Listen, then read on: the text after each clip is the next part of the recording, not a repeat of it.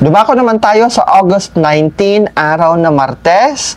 Si Tiger ang kailangan mag-ingat, ang south na direksyon ang kailangan nating iwasan. Ang mga masaswerteng oras ay nasa screen nyo na po.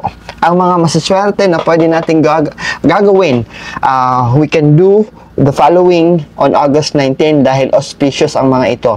Pag-aalay ng sakripisyo, pagsasakawang gawa, pagdodonate para sa mga charity events ay maswerte sa araw na ito. Pagkakabit o pag-i-install ng mga bintana at pintuan ay maswerte sa araw na ito. Pag-house cleaning ay maswerte sa araw na ito. Pag-travel ay maswerte sa araw na ito. Pag-a-adapt ng bata, if you're planning to adopt a child, maswerte gawin on August 19.